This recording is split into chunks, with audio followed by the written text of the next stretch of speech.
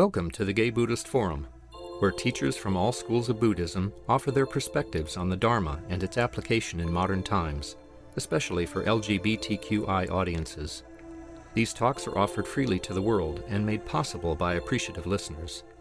If you would like to support our efforts to share the Dharma with underserved audiences, please visit gaybuddhist.org. There you can donate, find a list of upcoming speakers, or enjoy many hundreds of these recorded talks dating back to 1996.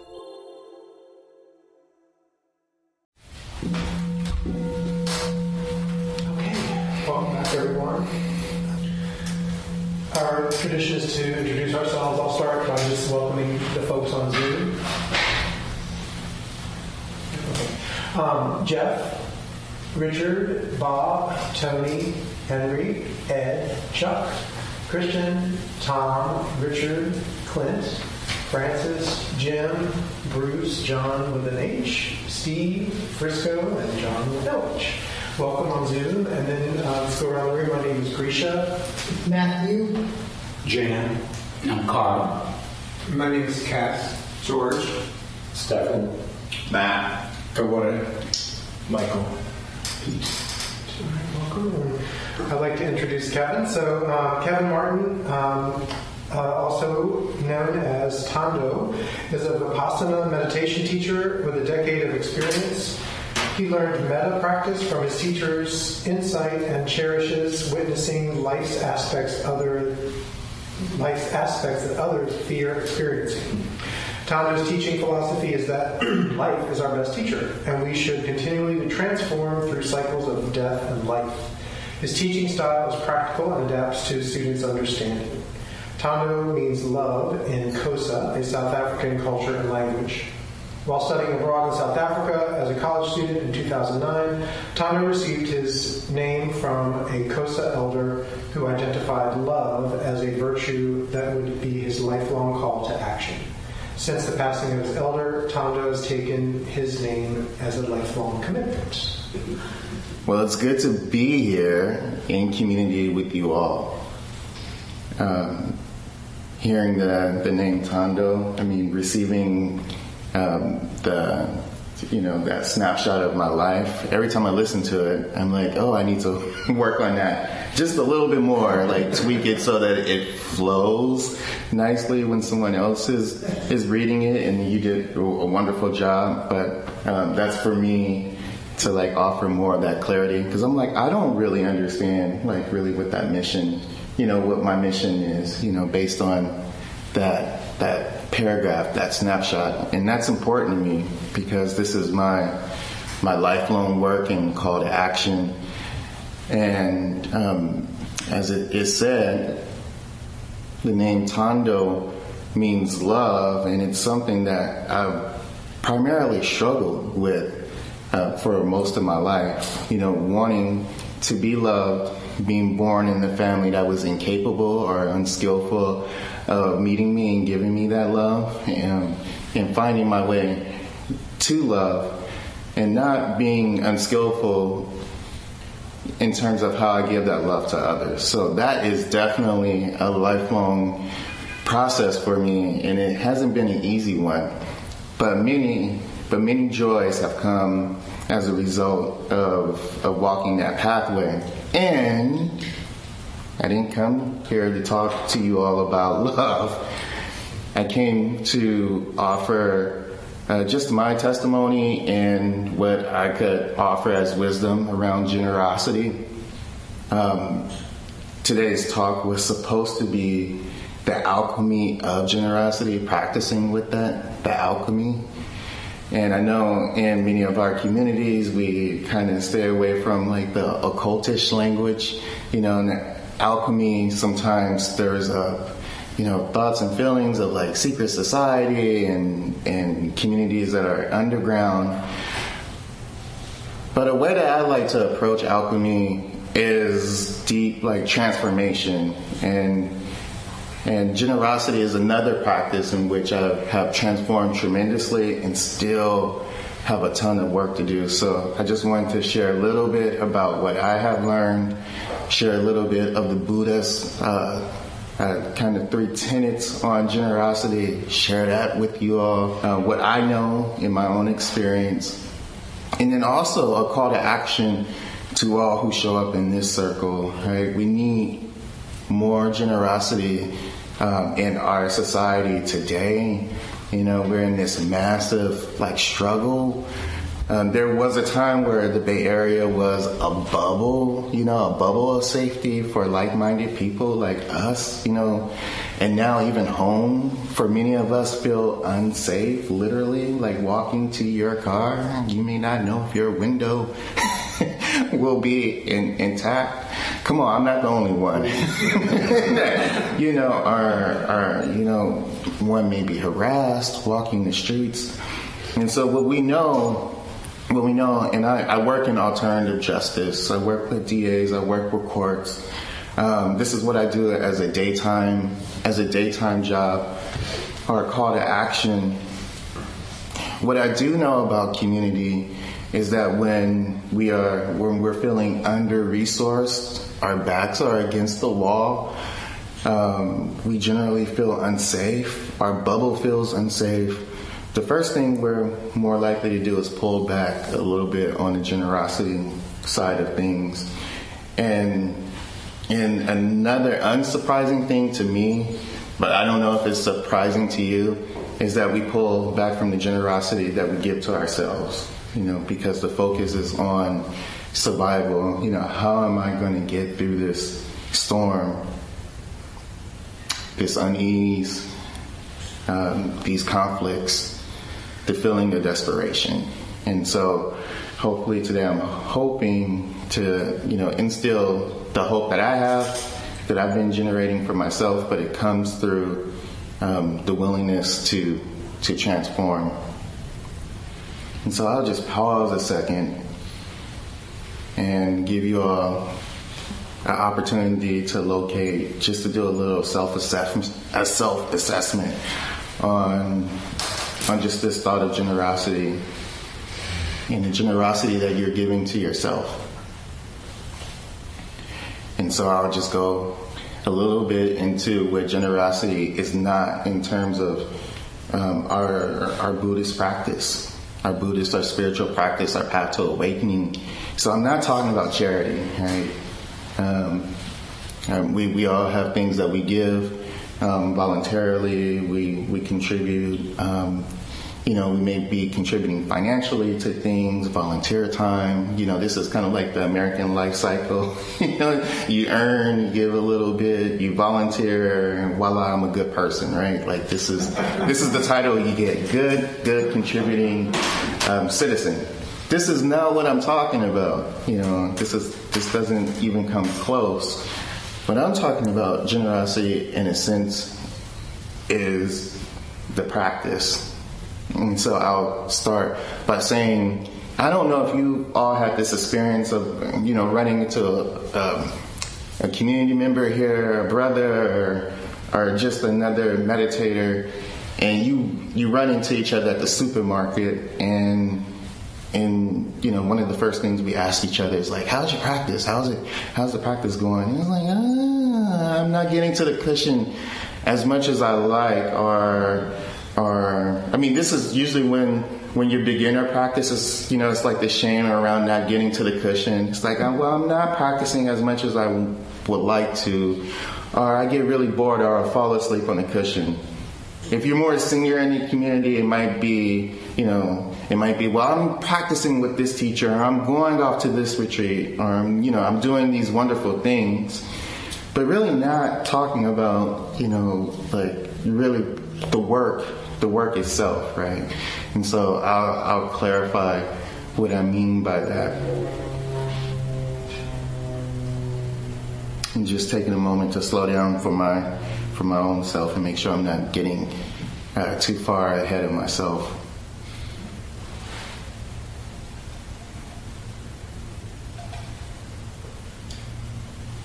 Ultimately, what we do on the cushion is the most generous thing that we can, give to ourselves. I know in my own pathway, I've suffered from a lot of disillusionment at different parts of my practice because I was chasing this awakened thing. So I was chasing teachers who can get me to awakening quicker and faster. I wanted the biggest, baddest teacher in the house who can cut through delusion, who can get me to where I need to get to.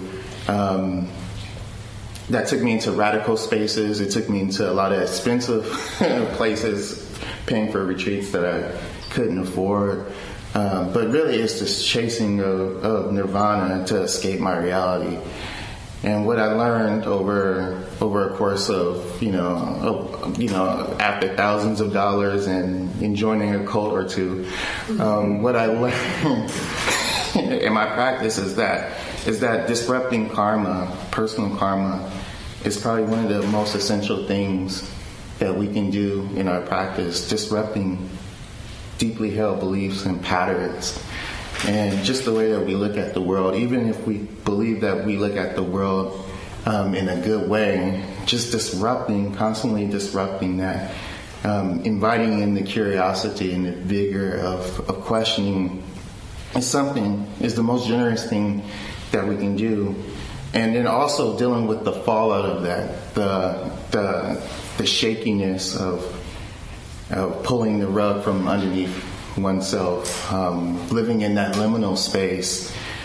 Most of humanity lives in some type of liminal space or another. It's a universal human experience that transcends culture, language, class. I learned over time that is the most beautiful thing I can do for myself, the most generous thing. And in alignment with the teachings, sharing that out with others is the most generous thing that we can do for others. Participating in disrupting conditions of suffering that others are suffering under, even though they may not feel like that is the answer. Sometimes people want to check. Sometimes people would rather have the volunteer time. But developing that courage to step in places and to offer one's practice, not in proselytizing, but in pure action, showing up courageously as yourself, as you are, and sharing what you know is probably the most generous thing that you can do for others. And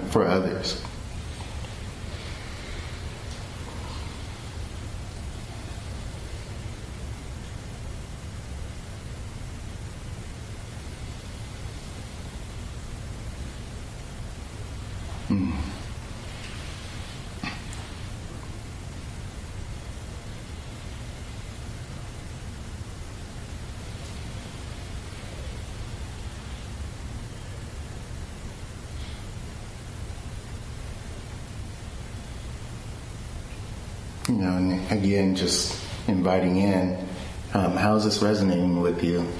How is this steeping? How is this landing on you in this moment? Because I know for me it's landing in quite a powerful and profound way. In a moment of stillness, one of the images I got in my mind that came to me was the image of the Buddha in a robe, with his disciples descending on villages with the alms bowl. And he required nothing in return. There was no price for his quality of presence and for his teachings. Not a price charged.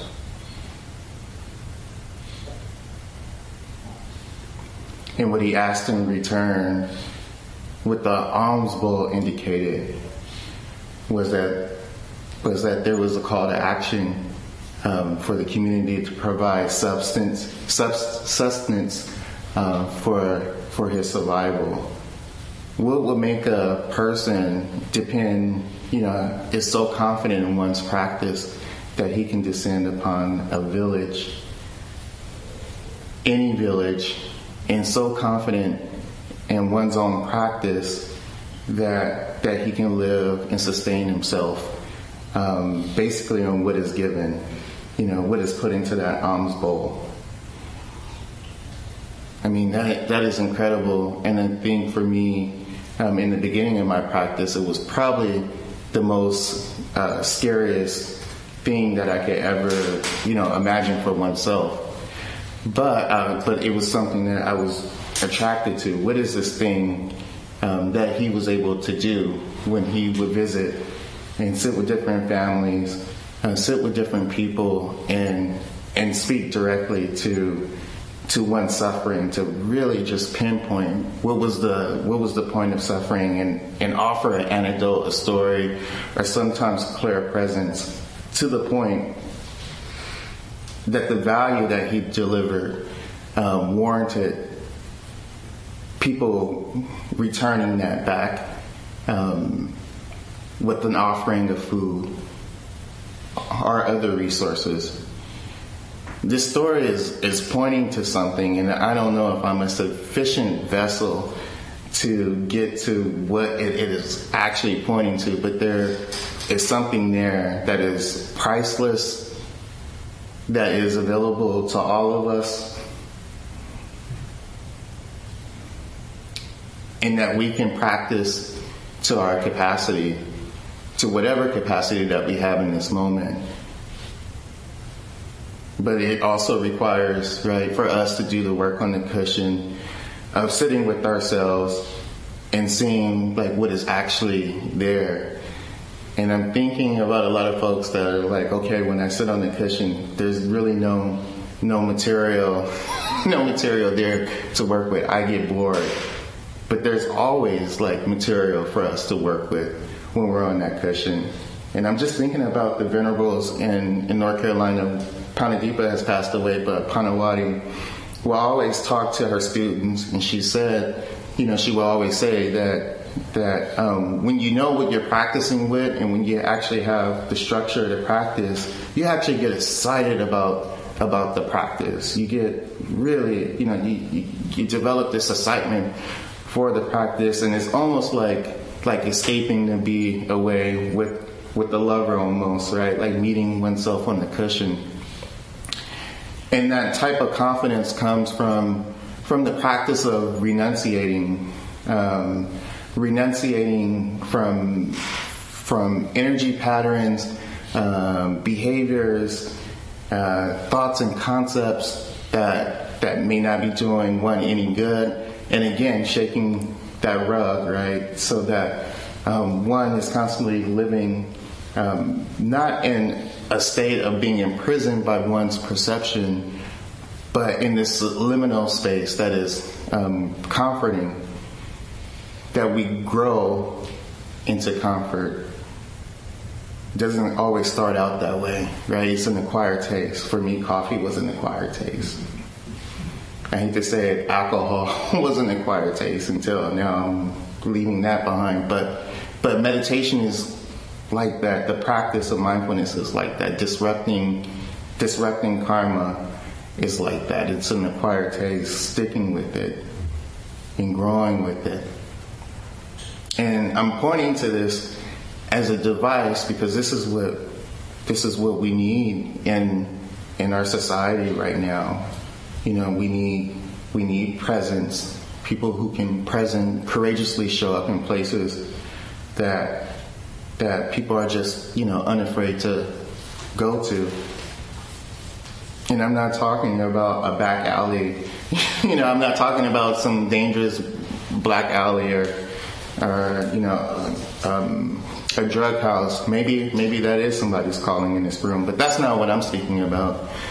For me, even coming, to spaces that I'm the only one, feels like that, is my personal call to action, to shake things up, to share a little bit of my heart and the things that I'm working on or working through or working with. And so I'm pointing to something here, and then so I'm going to take a little deeper.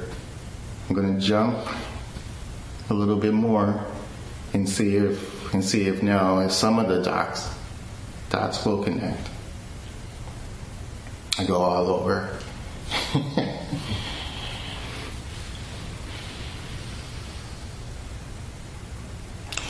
And the reason why this is essential that we become deeply familiar with our karmic patterns, even if we in this lifetime are not able to overcome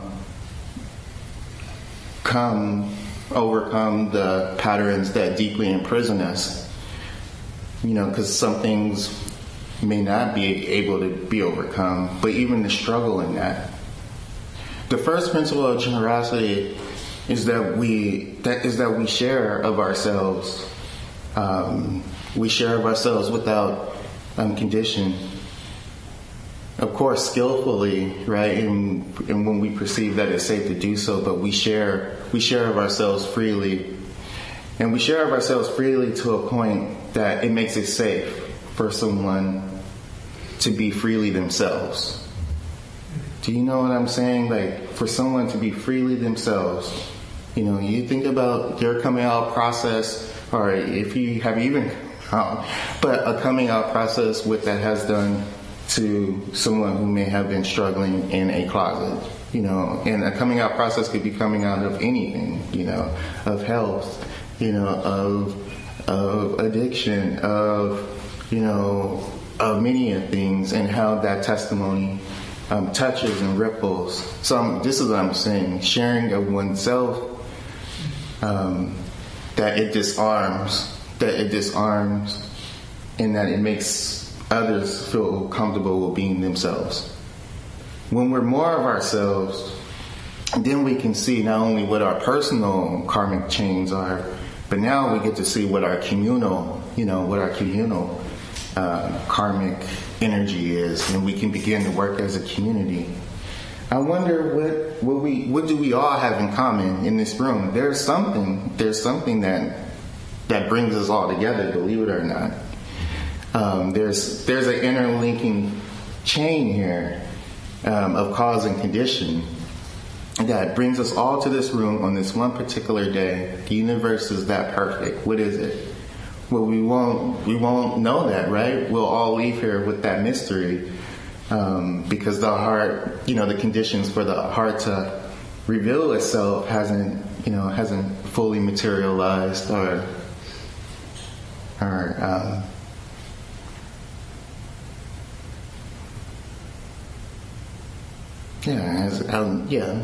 I'll leave it there. And then I'll go to the second principle of generosity is that all of our practices, all the cumulative practice that exists in this room has a structure. One of the things I love about this community is how efficient it is. That's why I have to do better with my bio. I have to submit a better bio. It's a very efficiently run community. I feel comfort in that structure because I can focus on working on my own conditioning, right? As I'm sitting here practicing, I'm not worried about, I know the structure is taking care of me, right? I can sit here and practice what I need to practice to show up for you all and with you all. Each one of us in this room has a structure to our practice, whether you know it or not, whether you want to admit it or not. Every individual person has a structure, and what is it? What is that structure?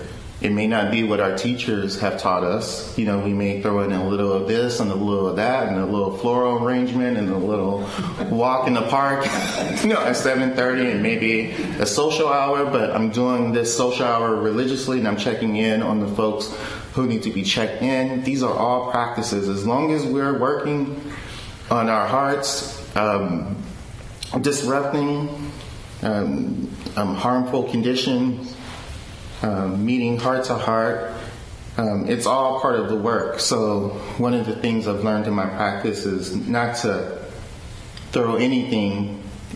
Everything is on the table. Nothing is off. In any place, any connection can be a sacred one. So speaking to this second principle of generosity, demystifying for others, especially those who need that structure, demystifying what it is, that holds us in our practice, whether our practice is, again, the daily walk or the on the cushion, but sharing our practice with others, right? And doing it without shame, having some courage to share what it is and why it is that we practice. And then thirdly, the third has to do with how we're maintaining the ecosystem, the ecosystem in which our structures exist in. And a big part of this is like maintaining, I think it's beautiful, that teachers have a set dharma, and that teachers are taken care of. So in that way, community, things have been taken care of. And in some other communities, it's a little bit more, negotiating and things like that. But the dharma points to, how we care for our teachers and how we resource our teachers. And I would like to expand that definition, right? It's like how do we take care of each other on the pathway? Because ultimately, we're all teachers. And I heard a chuckle. So you might be a teacher.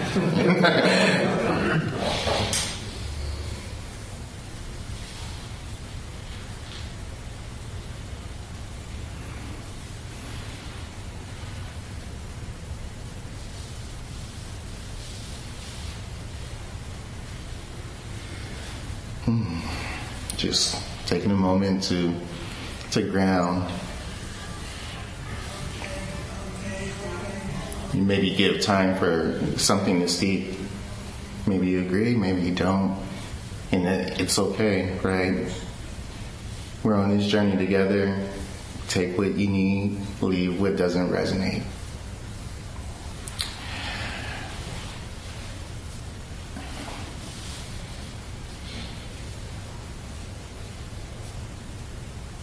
How we support our teachers, and there's a point that I wanted to make. The Buddha, generosity was the first, one of the most foundational teachings of this practice. And to my knowledge, the wisdom that the Buddha shared, he shared that without generosity and a generous heart, essentially the Dharma dies. And that's just the bottom line, that this practice dies with the last generation that holds it. And also too, like, the Dharma is universal. It also exists beyond Dharma temples, right? We know of people who are actually out there doing the work. Right, like really like out there doing the work, and might not even know that they're Buddhist, might not even agree with the label of being a Buddhist, right? And so in my concept of teacher, I anonymously support those who are doing the work and passing the Dharma along. Now I just leave that, I leave that for food for thought. And in a society right now where we're retracting a little bit from the generosity that especially made this place a special place. I'm talking about the Bay Area, a safe haven for so many folks who come here long distance to be a part of community, to find one's identity. And now as these places are becoming unsafe, as the United States is becoming unsafe, these are things to really think about. People who are actually doing this Dharma work, creating the ecosystems for their sustenance and survival, and getting together with folks to generate safe havens so that so that this work, this wisdom prevails in its universal form, and then also in its Buddhist form. And I am talking about Dharma teachers, but I'm also connecting it to a larger, beyond these walls, right, and beyond theory. And so, I'll kind of like bring my talk, and I'm going to look at. So I'll begin with going into the final segment of this talk with sharing a personal story. So I think Jeff knows. I just returned back from Guatemala. It's interesting. I planned for this trip. I don't know, like maybe 3 days. It's like I had this 45th birthday that was coming up, and I had just gotten home from Mexico, and I went on this work retreat. And there was a death that had happened on the staff that touched my heart so profoundly. It wasn't that I knew this person incredibly well. It was just so profound how we kind of like moved past the death like really quickly. It was like a memo went out, person is in great condition, person died. Okay, we'll have a grief circle. Here's your benefits. Here's who you contact for grief counseling. Okay, and let's talk about budget. And it's like, whoa, this is society. This is where we live, and really, there's no judgment because business has to move on. But as I'm approaching my 45th birthday, I'm dealing with my own sudden onset of midlife crisis. I just had this idea to go visit a volcano. I just need to be with volcanoes. And so for some reason, Hawaii didn't call to me. I needed something a little bit more adventuresome, so I opted for Guatemala. So here you have it. I'm in Antigua, Guatemala, within 3 days, disoriented and looking at volcanoes, trying to find one that I could scale. And the reason why I wanted to visit a volcano was because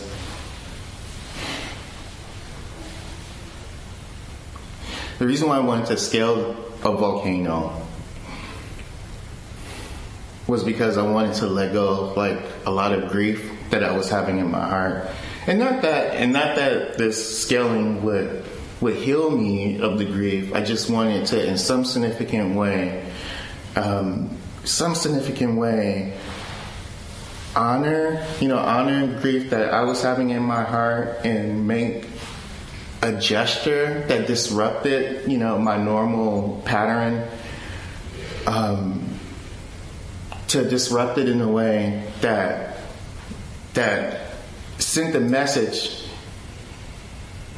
to my being that I love you, and I take what is happening, I take it seriously.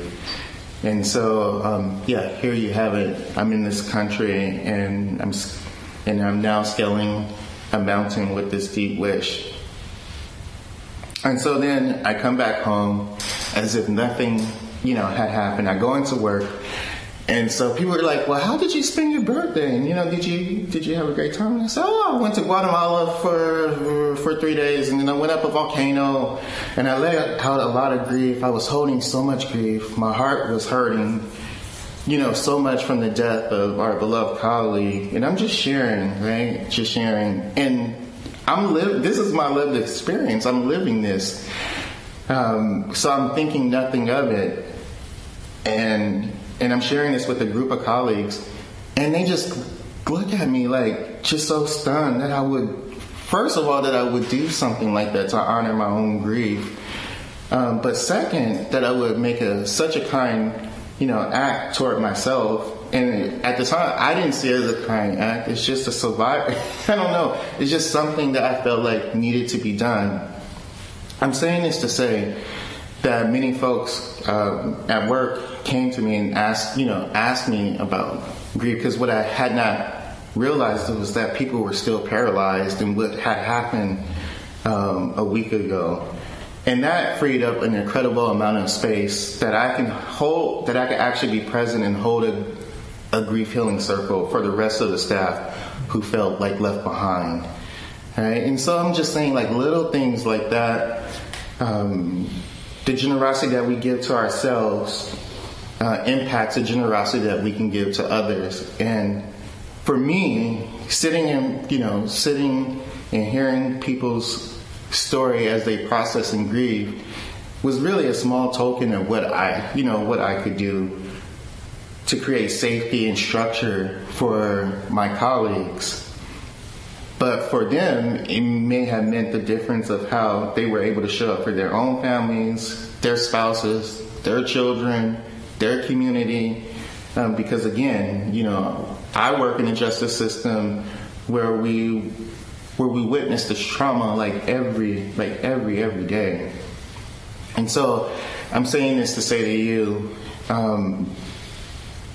just sending that encouragement to continue nurturing within you your own practice and really make that stretch to do generous things for yourself to address and disrupt what you see and what you perceive as suffering. And then when there's enough spaciousness, offering that to others. And then also supporting others that you see doing that work, creating and maintaining that ecosystem. The most generous thing we can do, especially in this time. And so, I'll just, slow it down and wrap up here and then open it up for community dialogue, not just questions, but also thoughts, personal experience, but really inside this view of cultivating a generous heart.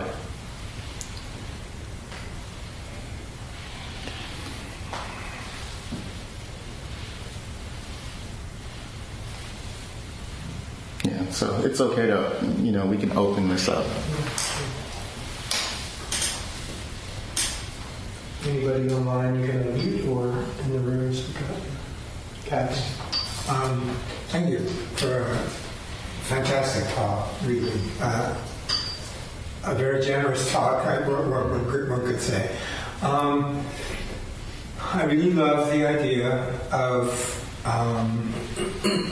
holding all other people as teachers, and kind of in the way that I guess we elevate teachers. Do that with everybody. I think is a fantastic way to move in the world, let's say. You mentioned providing safe haven.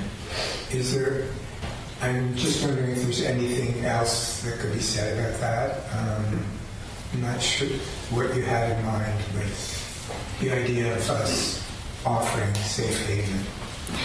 Yeah, that's it's interesting because as I was saying safe haven, in the back of my mind I was like, don't, because safe haven is such a loaded, I feel like in these communities especially, it's such a loaded term.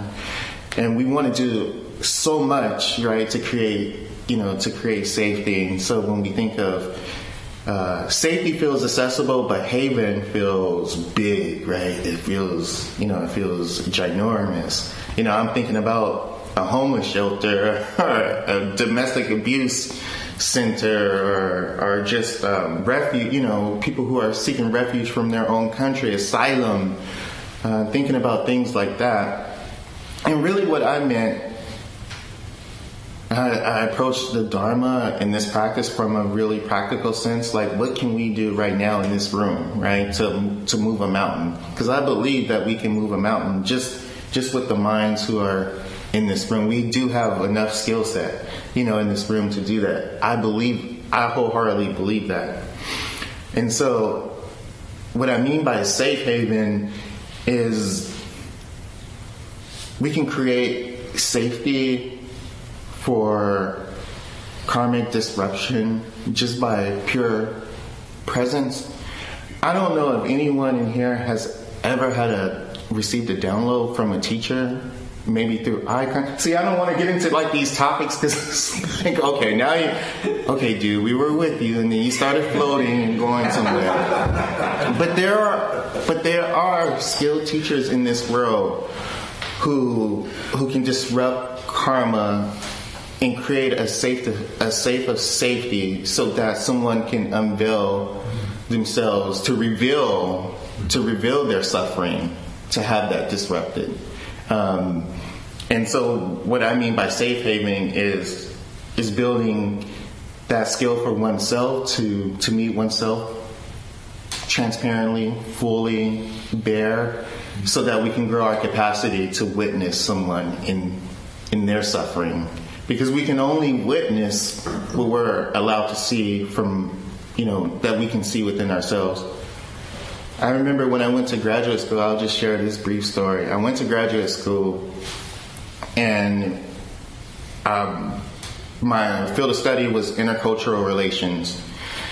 And before I got into the program, I had to take a series of tests. And I had studied abroad, I had did some traveling, so I thought, that I was culturally effective, right? And so when I got the debrief from my advisor, he said on this list, you rank really low, in terms of your cultural competence. You're not, really, I don't even know how you got into the program. Because you're not competently effective.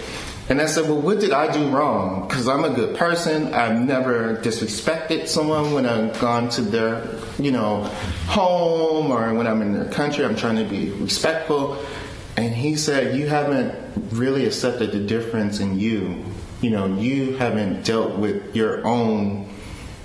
with the things that make you unique and different. And until you embrace that within yourself, you'll never have an authentic appreciation for difference in others. And that was my coming out moment, right? That's what started me on this unlayering. What different biases and cultural conditioning am I carrying? What socioeconomic conditioning do I have, and how does that interface? This is when I began uplifting my my unique talents and abilities. And the reason why I did it was so that I can see others clearly, really is what it boiled down to. Because even at that time, I didn't even have my own self-love to do it for myself, but it was in service of others. So I just went all around the clear earth to say, safe haven is almost like paradoxical. It's like the safety that you create within to be able to to create that haven without. And how small or big totally depends on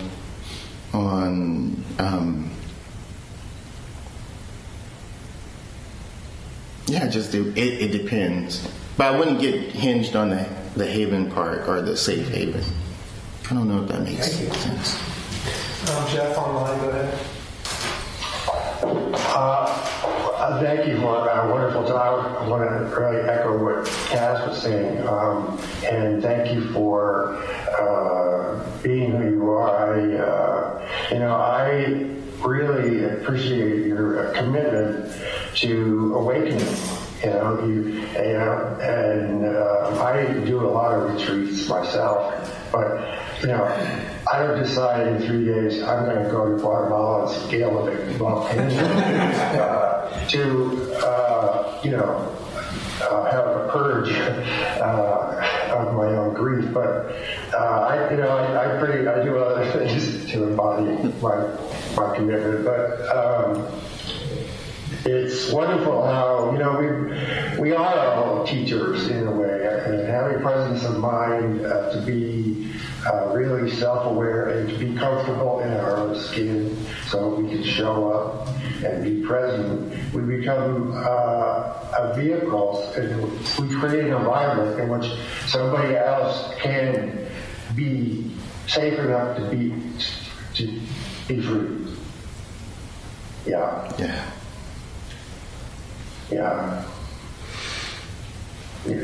Wonderful description of it. Yeah. And Jeff,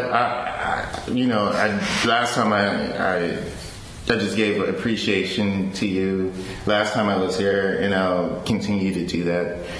Thank you for seeing me throughout the time that we've known each other. I think just your quality of presence gives me safety to unveil a little bit of myself, and then also the belief that I could come here and be a part of this community to offer Dharma. It also says a lot, and so I am deeply grateful and appreciative of this invitation and just the quality of presence that you have gifted me throughout the years. And the limited, we haven't spent a lot of time together, but every time we have, the times that we have spent have been meaningful to me. Thank you. Yeah, thank you very much for the talk. The theme of generosity really spoke to me and provided a framework that helps me sort of understand things that I've been going through during the pandemic, and also a way to sort of get beyond them. So I appreciate that. It's a lot to think about.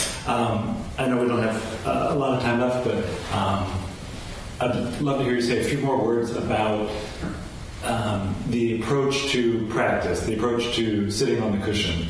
Just to bring it down to that, you said some things that were very evocative about approaching sitting on the cushion as an exciting encounter with yourself. So if you could say a little bit more about that, curiosity and passion. Yeah. It could be helpful to me at least. Yeah, and I thought about that. I also, at that mark to it, it was another thing in the back of my mind. I was like, oh, well, this is a whole other thing that, maybe I should, I just wanted to share some trepidation there as I was sharing that. And the reason why is because to me it falls a lot in line with the renunciation path and with faith. But what comes out on the other side when one doesn't have an accurate view of the practice, renunciation seems like another pathway to suffering. It's like, well, what? Like now you're asking me to give up, give up something. But when you come out on the other side of that, of that, and you get this courage, the courage to show up for the world, and your faith deepens, then you understand that renunciation is not there to take anything. It actually gives you the courage to see what's there, and so you want to see what else is there. What more can I work with? And for me, in my own personal experience, I've been able to unattach myself from a lot of unhealthy circumstance because I finally developed the courage to sit on that cushion and see what was there. That I could eat the fruits of the work that I did, right? And it made me want, because I'm tasting fruit. Now I know that this alchemy, this practice produces something, and it's wonderful and beautiful. But for me, I'll tell you, what really gets me is when it disrupts my pattern with other people and others' benefit. When people say, I saw you struggling in this period of your life, and it's beautiful to be with you in this period. Or when someone struggles, or when someone is struggling with something, then they reference something that I've gone through in my own practice, which is giving them fruit for their own for their own enjoyment or inspiration for their own practice, that gives me more courage to show up, more excitement to show up for that cushion, to show up for the cushion. I'm mincing my words, but there's something there on that cushion. If the cushion is I get it. I get in the, when we're beginning, when we have plateaued because we feel like we have run out of things or that the practice has become boring. There are structural things that we can do to return back to a right view so that the cushion becomes more exciting, because we have endless source material. Every one of us in this room, endless amount of suffering, endless amount of delusion. You literally can, there's tons of things that you can practice with. And the joy is renunciating, working with energy, and getting to a place of equanimity with some of the things that you're holding, but really offering that gift to others, not as a cramming down someone's throat, but just the way that you show up. And people notice. That's the thing. People notice. They notice when you have gone through that work. And it's really our job to demystify that practice, so that others can do that for themselves, and they're not over relying on the work that you're able to do. I hope that I went down a path that was helpful, but I feel like that's another Dharma talk within itself. Tom, question. Hey, Kevin, I know we're short on time. I'll make this pretty quick. I just want to say how much I appreciate your wisdom and how personal you make your talks. You're just so transparent and real that it makes the Dharma more real for me than just, a lecture or something like that. I especially admire how you take care of yourself, the generosity you offer yourself, and you model that even when you speak. So I see you when you pause to collect your thoughts, to recenter yourself. And it's really quite moving, really. But it's such a great example of exactly what you're talking about. So you're not just telling us, you're showing us. And great admiration for everything that you shared. Thank you so much. And I look forward to the very next time you come back. Yeah, thank you. I appreciate that, being seen. Thank you. How am I on time? I'm over. Oh. We need to stop, yeah. But I also would really like to say thank you for the reminder to think about why we're on the cushion and how it works out. And several weeks ago there was a talk by Larry Robinson. Because of that talk, I ended up being in a place last night and ran into a spiritual friend who told me that her wife had been diagnosed with brain cancer. And it was in a social, loud, wild setting, but it's just wild how the Dharma can move around in our lives and we don't even know. But sometimes I get in the habit of just sitting and not remembering why I'm sitting. So thanks for that reminder. Yeah. And with that, it's time to hear from our host. I'm the host today, so stay and enjoy the fellowship of the Sangha. We have some vegan treats and there's hot water for tea. If you have some tea, just leave your cup in the sink. I'll take care of it.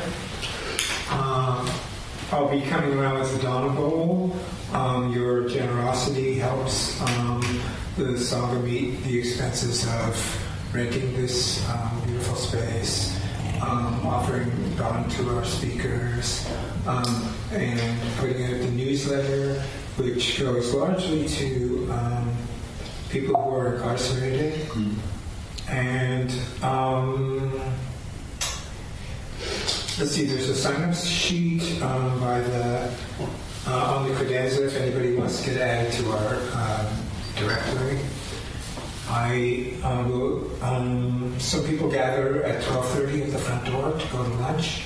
Anybody's welcome to join them. So those are that's the weekly announcements. There is also, GBF is having a retreat, a spring retreat this year, 5 days at Vajrapani. That'll be April 17th to 21st. And I believe that registration forms will be on the website pretty soon. Maybe as soon as tomorrow or the next day. Thank you, Jeff. Yeah. Any other announcements? Well, it's not a Buddhist thing per se, but on the gay part of our gathering, Taylor Mack is performing at Zalbach in a couple of weeks. He is one of the most awakened people that I know of. He gathers around a group of people. So this is a 4-hour concert, I guess, about the gay community since Stonewall. And it should be entirely unique, and I just recommend that. Thank you. Just to note that next week, Dion Gaither will be our teacher, and his bio is on our website, so you can check it out. Please come back next week. Any other announcements? Okay, we'll gather for our dedication of merit. Do you have one that you'd like to use, or would you like us to use our... I would like to participate in GBFs. Okay, cool.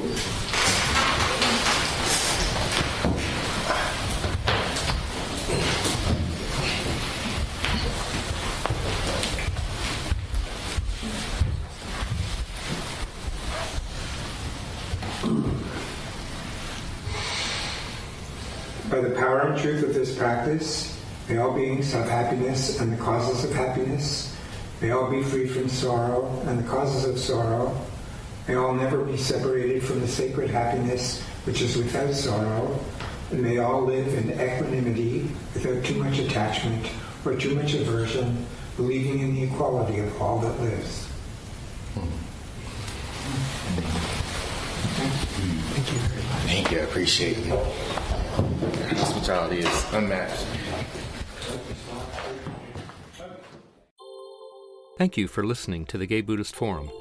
If you would like to hear several new talks per month and be notified of upcoming speakers so you can participate live, please subscribe to this podcast, like us on Facebook, and join our mailing list by visiting gaybuddhist.org.